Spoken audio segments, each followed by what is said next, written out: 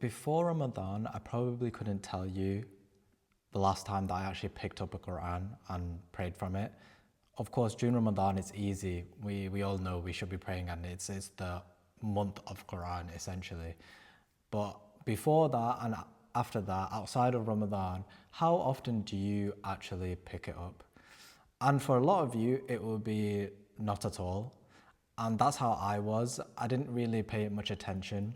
However, the last few months this year, I really cracked down and found a way to actually stay consistent with picking it up and praying every single day. So I think in the beginning, it feels quite difficult to establish that habit and establish that routine. However, it's more simple than a lot of people might think. And to be honest, when I first started doing this, I actually wasn't too conscious about it.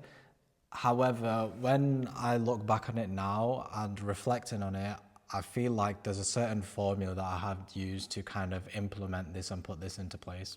As the average Muslim, we have a lot going on in our lives. And I mean in terms of the dunya, we have our jobs, we have our studies, we have so many things going on, family issues, etc., etc. However, making the time to do the things that you want to do, it can be difficult if you don't consciously think of it. So if you have been thinking about picking up the Quran for a while, I would say before you even start, get it in your mind as to how you want to treat this. Is it just going to be something you do here and there, or are you watching this video because you truly want to be consistent with it and you want to have that love for the Quran and you want to do it for the sake of Allah and you want to do it for the pleasure of Allah and you want to get closer to Allah? I would establish that first before you even do anything at all. So for me, my intention was that I only was completing a Quran during Ramadan. And outside of that, I wouldn't do it at all. However, if I want to be a better Muslim and I want to get closer to Allah, how could I not read the most perfect book that He's blessed us with, that's been preserved for 1400 years, and not have like a relationship with it almost? And I think that's the kind of key to seeing it that way. It's to see it as something that you do have a relationship with, and it's a way for you to get closer to Allah. So let me get into the actual practical steps of how you institutionalize this into your daily routines and implement it every single day. Because like I said, it's not as difficult as it first seems. So for me, the way I do it is I will pick up my Quran every single day at the exact same time. And by the exact same time, I don't mean a specific like time as in like 11 p.m. or something. So I do it around things that I already have set in place.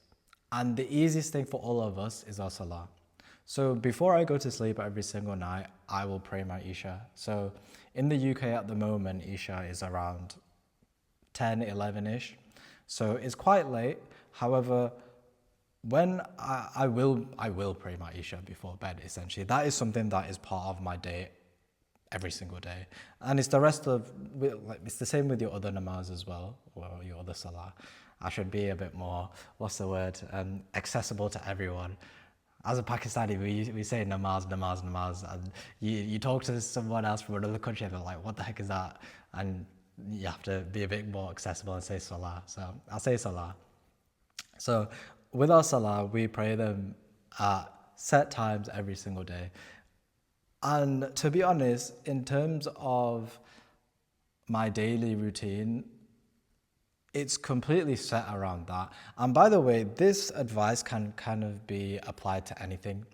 Because we have that foundation already, I mean, if you're not praying your namaz quite yet, that's a separate topic and a separate video that perhaps I'll make another video about. Hopefully that can get you set up with, inshallah, praying at least one of your salah every single day. But essentially, because we have this foundation, we have this base every single day, we can build on top of that.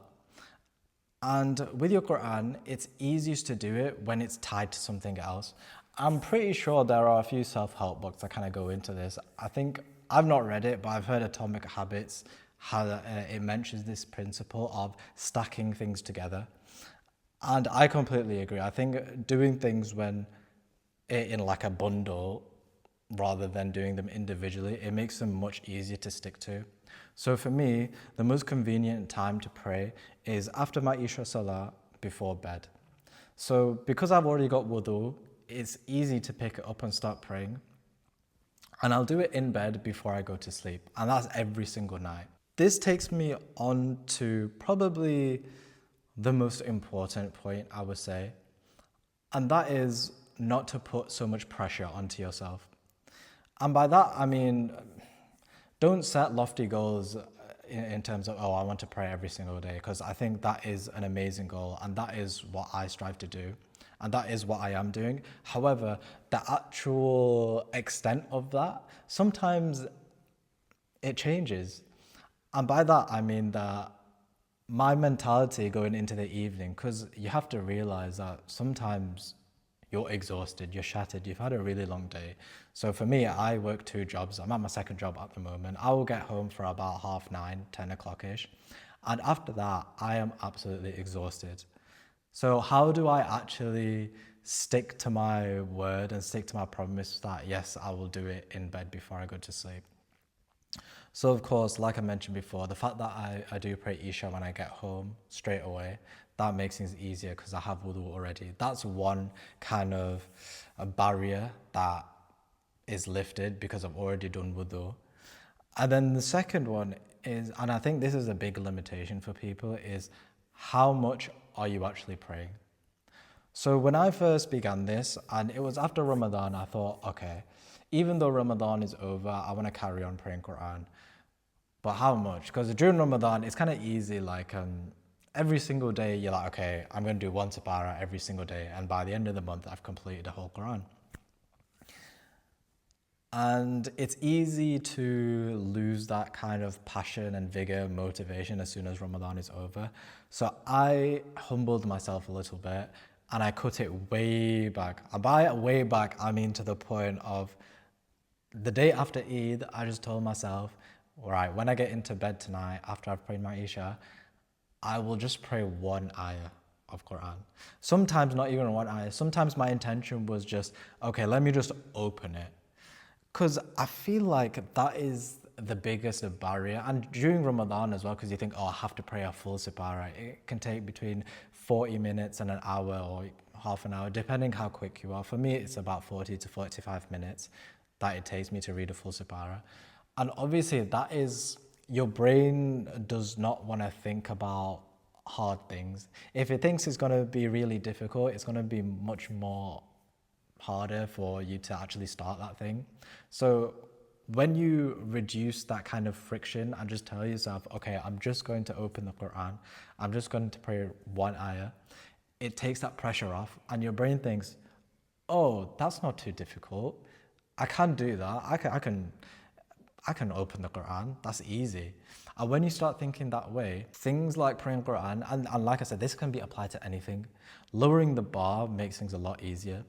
So in my mind, it was like, okay, if I can't even just open the Quran, like, who am I? Like, what the hell's wrong with me, essentially? And the thing is, I know everyone will be at different stages, and I'm not putting anyone down that perhaps is struggling to do that.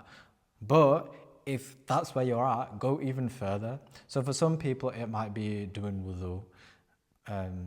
If that's the case for you, then maybe make the intention of even just opening a Quran up on your phone or something like that. It can be anything, something that basically lowers the barriers and lowers the friction for you to actually do the thing. And I think we put a lot of pressure on ourselves a lot of the time about how much we actually need to do. So I'm telling you this coming from the perspective of, yes, alhamdulillah, every single day for the past, 5 or 6 months, I've prayed Quran. However, if you actually ask me how much I've prayed in that time, I've prayed about half a Quran. So it's not that much, right? But doing a little bit every single day is way better than doing a lot of good at once and then not doing it for a while. I'm sure there's hadith about this as well. I'm not going to speak about that because I'm not knowledgeable enough. But essentially, from my understanding, it is good deeds that are consistent are much more highly regarded than just the one-off things and then just not doing it ever again. Don't quote me on that, by the way. I'm no mufti, I'm no sheikh, and I clarify this all the time. My Islamic knowledge is nothing to be looked at all. I'm no one. So if you do want proper knowledge, go to a sheikh or a mufti, someone trustworthy who knows what they're talking about. If you're coming to me about them things, turn this video off. That's not what I'm here for. I'm more talking about the practical things that you can implement in your life to carry out the things that we all know that we should be doing. So for example, praying Qur'an is a good thing. We know we should be doing that. You don't need me to tell you that, or a mufti to tell you that you should pray Qur'an. But because we all know it, I'm happy to speak about practical things that have made it easier for me to be able to carry that out. To summarize what I'm basically saying is use a foundation or in your day, something that you do, and attach the Qur'an to it. Ideally your salah, because that will be the easiest for you. You'll already have your wudu, so it won't be as much of a barrier to sitting down and praying it. And then the second part is your actual intention for when you do pray, and taking the expectation away from yourself, humbling yourself and knowing that, okay, I'm just going to do the bare minimum at all, just opening my Qur'an, opening my Qur'an app. For some of you, it might even just be going to the bathroom to start wudu. I'm not sure what kind of level you're at, but if you do want a deeper conversation with me and you want me to help you figure out where in your day maybe it will be the best place to do that, or if you're even struggling with anything else or building that foundation of even your salah, then I've got a link in the description where you can click and you can book a call in with me. It's completely free, you don't have to pay. And other than that, if you are interested and you want to hear more stuff like this, then feel free to subscribe and leave a like, comment, whatever. But yeah, I hope you're doing well, and assalamu alaikum.